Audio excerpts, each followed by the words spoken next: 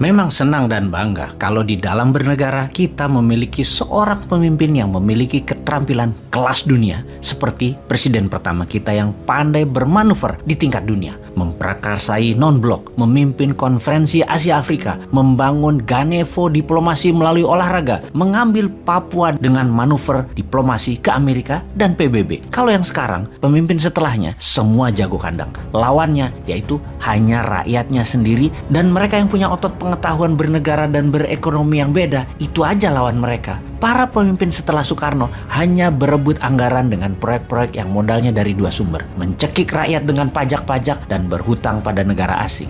Herannya lagi, dari PDB kekayaan nasional itu yang senilai 1.000 billion terbagi tidak adil di 3 bagian. Yang 130 billion dolar adalah APBN, yang 700 billion dolar adalah oligarki, dan rakyat serta UKM hanya sekitar 170 billion dolar yang dikerubuti 97% populasi. Idealnya harusnya 50-50 lah antara oligarki dan UKM-nya. Bukan sekarang 80 oligarki, 20 UKM. Ketimpangan begini sulit akan lepas selama pemimpinnya tidak kelas dunia, masih berkutat-kutat di dalam negeri. Main seperti Xi Jinping lah sesekali. Ingat 40 tahun yang lalu Tiongkok itu lebih miskin dari Indonesia, jauh kaya Indonesia itu. Sekarang kita bisa-bisanya kagum dan taat pada Tiongkok itu. Bagaimana ya kok bisa gitu?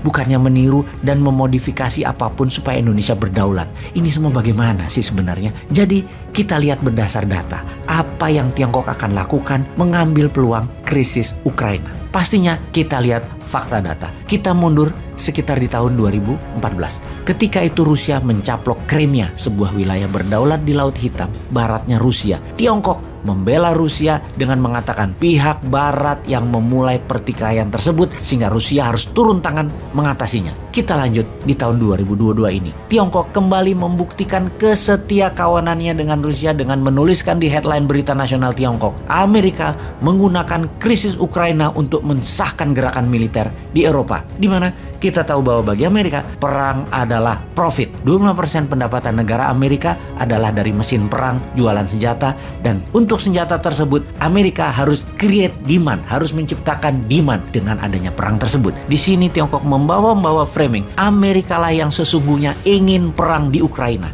Inilah strategi komunikasi Tiongkok, blame the West. Strategi kedua Tiongkok bagaimana? Semua musuh Amerika adalah mitra bisnis Tiongkok. Strategi ini dalam akademi militer istilahnya adalah flanking attack, mengambil musuhnya lawan sebagai teman. Misalnya negara Iran, Korea Utara, Rusia, Turki, negara-negara Amerika Latin dan Afrika. Semuanya sekarang menjadi mitra dagang Tiongkok. Kita akan bahas tentang strategi flanking attack ini di serial berikutnya. Strategi ketiga dari Tiongkok ini yang paling penting, yaitu Tiongkok menjadi punya template yang sama ketika kita mundur di tahun 1962. Peristiwa perang Teluk Babi di Kuba, di mana Amerika masuk ke Kuba, menginvasi Kuba, di mana Soviet kala itu akan memasang hulu ledak nuklir di sana yang dengan mudah akan sampai ke daratan Amerika jika hal ini terpasang.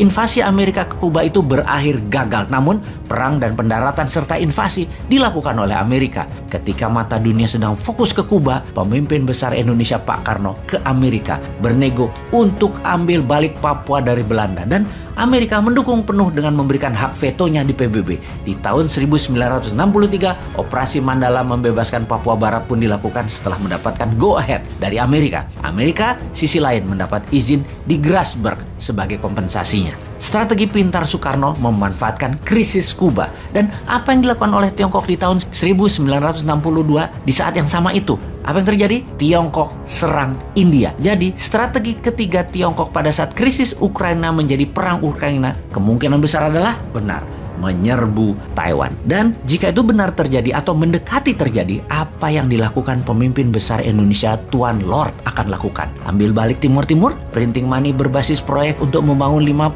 kawasan ekonomi khusus, atau tetap wondering what happened, teuing aya naon di dunia, nu penting mah proyek urang mah jalan.